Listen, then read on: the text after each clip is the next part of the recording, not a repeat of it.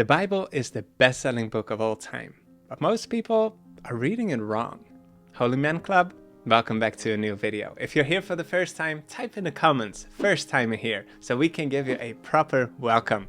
In this video, I will reveal the simple rule that will completely change the way you read the Bible, how any level Christian can understand more of what they read, and how the Bible will stop being boring for you and instead become more captivating than all the world's novels combined. But first, why do so many men read it wrong? My wife Katja was in the last phase of her pregnancy. We're moving to a new apartment in Sweden. We're wanting to listen to a spiritual audiobook about parenting, trying to get ready for the biggest change in our lives. So in the evenings, we make some hot drinks, put on the audiobook while we're sitting at the table with a 1500-piece puzzle. I'll be honest with you, I never thought that I would enjoy puzzling, but we even kind of got addicted to it back then. I don't know if you like to puzzle, but at least you know what a puzzle is. When you're making a puzzle, there's a strategy. That's right, puzzling is a highly strategic effort. You start by finding the corners, and then you find the edges. With this simple rule, you build a framework, so it's a lot easier with each piece to see where it should go. When it comes down to reading the Bible, people are doing it wrong. Most people just take a random piece and try to figure out where to place it in the puzzle of their understanding. You can see this clearly with prominent atheists. They hear a story or a verse or a principle from the Bible, then they attack it because to them it's disconnected. They don't see the bigger picture. They don't understand the context. So they come with all kinds of questions and conclusions, missing the true intention. And the truth is, most Christians struggle with the very same things that atheists do, but at least atheists, they speak their mind, while we generally keep it to ourselves and pretend that we didn't see anything. We kind of stay on the shallow side of the pool, trying to enjoy it there with some pieces of wisdom and inspiration to put on Instagram, but there's no deeper understanding of its teachings. Because the Bible is like a puzzle, and there is a framework that can help us make sense of all the different pieces. The Bible is not random stories and thoughts that happen to be bundled together between the same covers. The framework shows how everything is connected in a larger, unified story. Unfortunately, even most churches and theologians and pastors don't know about this framework, which is why there are so many different opinions in the Christian world. But applying the straightforward rule of constructing the framework first makes the teachings very clear. So, what is this framework? Last week, we talked about the beginning, creation week. But that's not actually where the story of the Bible begins. Planet Earth and everything happening here is just a part of a bigger story. And we get some of those insights into that backstory throughout the Bible. Now, I'll be honest with you here. I don't know why God mixed those corners and edges in the mix with all the other pieces. Then it demands a bit more detective work to find out what everything is. There's probably a good reason for it, and I'd be curious to hear in the comments if you have any thoughts on that. But at least the main corner pieces are pretty easy to recognize.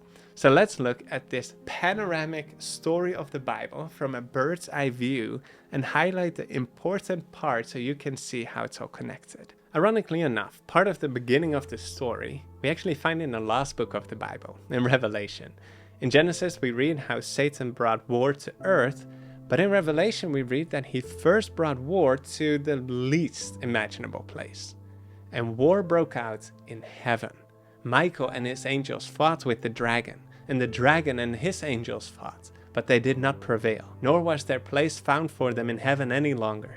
So the great dragon was cast out, that serpent of old, called the devil and Satan, who deceives the whole world. He was cast to the earth, and his angels were cast out with him.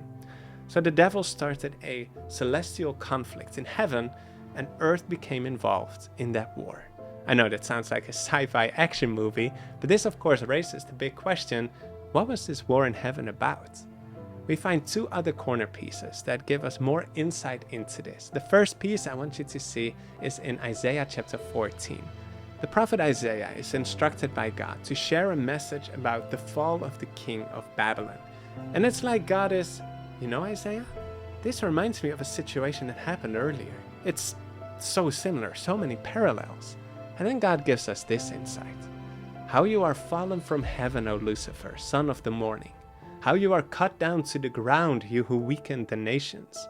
For you have said in your heart, I will ascend into heaven. I will exalt my throne above the stars of God. I will also sit on the mount of the congregation of the further sides of the north. I will ascend above the heights of the clouds. I will be like the Most High. Yet you shall be brought down to Sheol, to the lowest depths of the pit. So here we see the two bookends of the story. It starts with a being called Lucifer, who harbors in his heart a desire to take the place of God. And it ends with him being defeated. And we see the same kind of setup in the Bible with the prophet Ezekiel. He's not to address the king of Babylon, but a prince who identifies as his own God. Listen, because your heart is lifted up and you say, I am a God. I sit in the seat of gods in the midst of the seas. Yet you are a man and not a God, though you set your heart as the heart of a God. And it's in that context that God is like, you know what, Ezekiel? Let me tell you about someone else who thought like that. And then he gives us this insight. You were the seal of perfection, full of wisdom and perfect in beauty. You were in Eden, the garden of God. Every precious stone was your covering. You were the anointed cherub who covers. I established you. You were on the holy mountain of God. You walked back and forth in the midst of fiery stones. You were perfect in your ways from the day you were created, till iniquity was found in you. Your heart was lifted up because of your beauty. You corrupted your wisdom for the sake of your splendor. So we have this covering cherub, which is the angel Lucifer, which translates to light bearer. He had the highest position among the angels, but his success gets to his head. Pride takes root in his heart. He no longer identifies as a created being who is blessed by God with beauty and skills and positions, but he begins to identify as God himself. But he sees a problem, because he's not having the position a God should have. He wants the throne. He wants to overthrow God's kingdom and be the one to rule. So Lucifer becomes the devil, Satan, meaning the adversary. And the fact that the verse in Revelation told us that the devil and his angels were cast out, that tells us that Lucifer did some sort of campaigning in heaven, and there were angels who gave up their loyalty to God and joined him in this rebellion. At this point, you're probably wondering, why didn't God stop that all and destroy Lucifer? That's where the plot twist of the story comes in. And we see a glimpse of that when the devil involves Earth in this intergalactic war. A few weeks ago, I made a video where we saw how the devil cunningly shared this be your own God idea with Eve, and she bought into that lie. But his deceit didn't just entail that lie. God warned Adam and Eve to not eat of the tree, else they would die. But now Satan comes and put his twist on it. You won't die. God knows when you eat of it, you will be like God. What's the devil implying here? God is lying to you.